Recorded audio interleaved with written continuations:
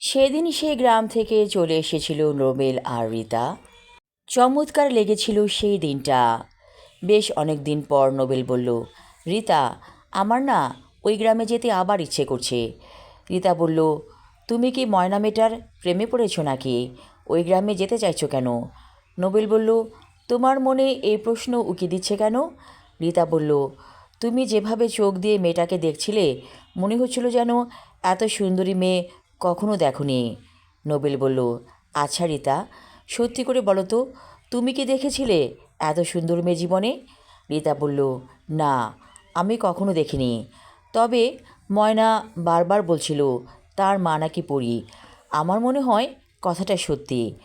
আর মতি কাকা তো বলেছিল আমাদেরকে পরীর দেশের গল্প বলবে, কিন্তু সেরকম কিছু ভেঙে বলল না।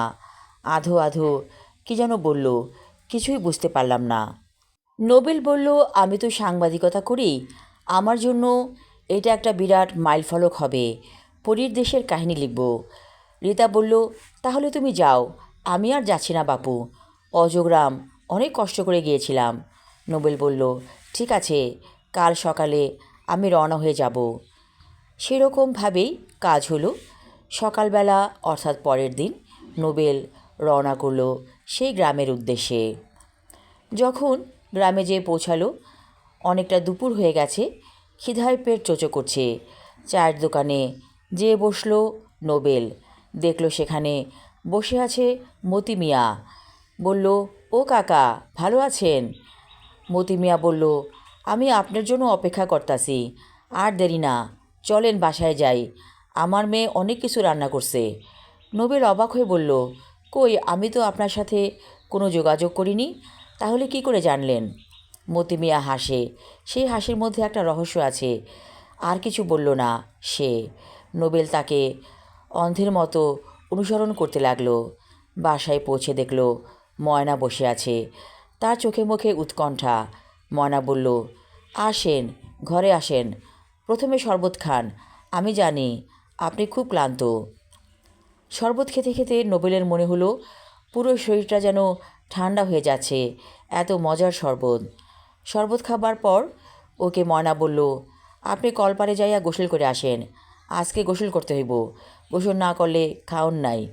নোবেল হেসে ফেলল, বলল, তোমাকে তো নতুন বউর মতো লাগছে, মনে হচ্ছে যেন তোমার সাথে আমার বিয়ে হয়ে গেছে। ময়না বলল, তা তো হইছেই। তখন কিন্তু মতি কাকা কাছে ছিল না, সে ছিল দূরে। নোবেল হেসে ফেলল, বিয়ে করবে আমাকে? আমার তো বউ আছে। ময়না বলল, তাতে কি, কোনো সমস্যা নাই। নোবেল আর কিছু বলল না। কসকো সাবান, তোয়ালে, লুঙ্গি সব নিয়ে কলপারে চলে এলো। দেখলো বালতিগুলো টইটুম্বুর করে ভরা আছে। মনের সুখে গোসল করলো নোবেল। শরীরের যত ক্লান্তি সব ধুয়ে মুছে চলে গেল পানির সাথে। খেতে খেতে নোবেল বলল, তোমাকে বিয়ে করলে তো আমি অনেক সুখী হব, এত মজার রান্না তো আমার স্ত্রী করতে পারে না। ময়না বলল, তোমার সাথে তো আমার বিয়ে হয়ে গেছে বহু বছর আগে, কি বলো এসব বাজে বাজে কথা? তোমার সাথে আমার কবে বিয়ে হয়েছে? ময়না বলল, মনে করে দেখো তো, ছোটোবেলায় তুমি কার সাথে খেলা করতে? নোবেল মনে করতে চেষ্টা করলো। চোখের সামনে ভেসে উঠল গোলাপি ড্রেস পরা একটা মেয়ে, যে নাকি তার সাথে প্রায় খেলা করত।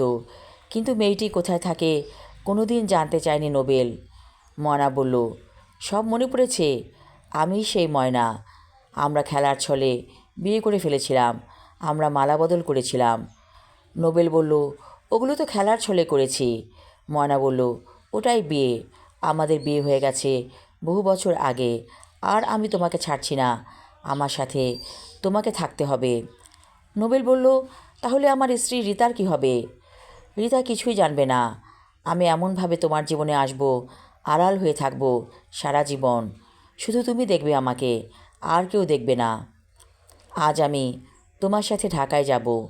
মতি মিয়া বলল, ও বাজান, আমার মনে তো তোমার কথা বহু বছর আগে বলছিল, আমি বিশ্বাস করি নাই, কিন্তু আমি আজ বিশ্বাস করলাম। ময়না কিন্তু পুরোপুরি পড়ি না, অর্ধেক মানুষ অর্ধেক পড়ি। আর ময়না চলে যাবার পরে আমার স্ত্রী আমাকে পরীর দেশে নিয়ে যাবে, সেইখানে আমি সুখে থাকব, বাকি জীবনটা ওই দেশে কাটাতে চাই। আজ রাতেই আমার রওনা, তুমি ময়নাকে নিয়ে চলে যাও। নোবেল বলল, ঠিক আছে, তুমি রেডি হও। যখন নোবেল ময়নাকে নিয়ে বের হলো, ময়নাকে কেউ দেখছে না, শুধু নোবেল দেখছে। অপরূপা সুন্দরী একটি মেয়ে ওর পাশে পাশে হাঁটছে।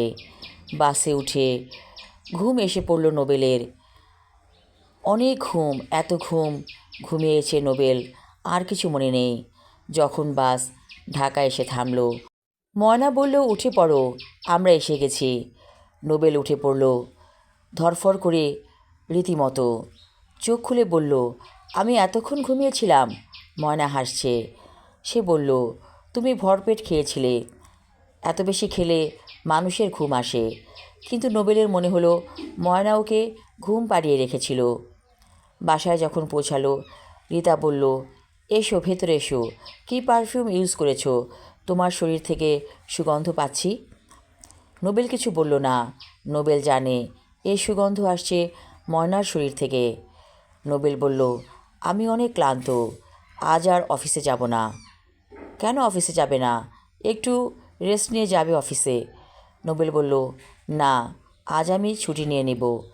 রীতা বলল, ঠিক আছে। আমি আমার লেখা ছোট গল্প ময়না পর্ব 2 এবং শেষ পর্ব পড়লাম। আশা রাখছি ভালো লাগবে সবার। ধন্যবাদ।